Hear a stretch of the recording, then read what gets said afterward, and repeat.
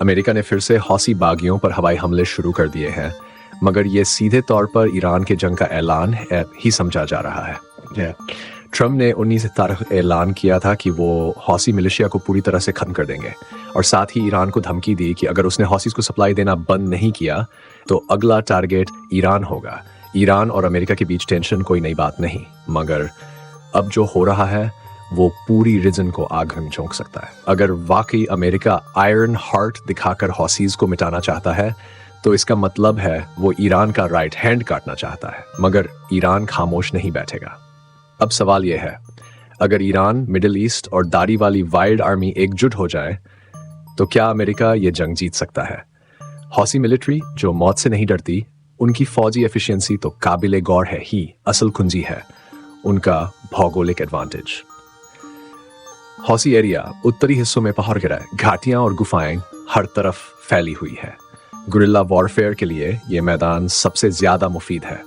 सोचिए कैसे अमेरिकी फौज अफगानिस्तान में 20 साल तक तालिबान से लड़ती रही, ट्रिलियंस डॉलर खर्च हुए, मगर आखिर में शर्मनाक अंदाज में पीछे हटना पड़ा। आज हौसी भी कुछ ऐसा ही सेटअप लिए खड़े हैं। अगर अमेरिका ने उनकी धरती पर कदम रखा तो पुरानी गलतियां दोहरानी पड़ेंगी। सबसे ज्यादा पैसा जलेगा, सबसे ज्यादा नुकसान होगा और सबसे बड़ा फेस लॉस। अब एक नजर ईरान पर डालें। जैसे ही ट्रंप ने हमला करने का हुक्म दिया, अमेरिकन स्पाई प्लेन ने ईरान की हवाई सीमा के करीब कोशिश की। ईरानी एयरफोर्स ने फौरन F-14 फाइटर जेट भेजा और उसे पीछे हटा दिया। इस वक्त ईरान के रेवोल्यूशनरी गार्ड कोर पूरी तरह अलर्ट है। 13,500 मिसाइलें और 3 लाख रॉकेट्स रेडी हैं। ईरान को अक्सर अमेरिका धमकाता रहा है, मगर अब टेंशन उस लेवल तक पहुंच चुकी है जहां जंग शुरू होने के बिल्कुल नजदीक है। ईरान की मिलिट्री पावर को नजरअंदाज करना मुश्किल है। उनके पास 1,600 टैंक हैं, जिनमें शीर Zafar USM 60 series homemade Kerala tank और रूस से खरीदे गए सैकड़ों T-90 टैंक्स शामिल हैं। 640 आर्मर्ड इन्फेंट्री व्हीकल्स, 8,200 गन और 2,000 किलोमीटर रेंज वाले बैलिस्टिक मिसाइल्स भी। ईरानी नेवी अब पहले से ज्यादा तैयार है।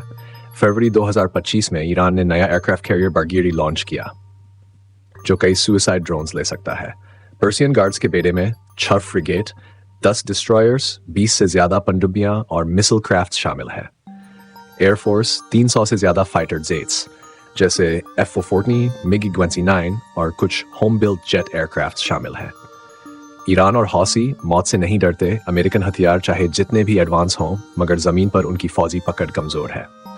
हूथी और ईरान अभी बेटर डिफेंसिव पोजीशन में है। अमेरिका को अपनी जीत का पूरा यकीन नहीं हो सकता, और अगर अमेरिका जीत भी जाए तो उसे मैसिव इकोनॉमिक और ह्यूमन लॉसेस सहने पड़ सकते हैं। अमेरिका के पास मिलिट्री सुपीरियरिटी है, मगर हौसी और ईरानी फोर्सेस यूनाइटेड हों तो USA को बुरा फंसना पड़ सकता है। आखिर में अमेरिका को शेम में वापसी करनी पड़ सकती है।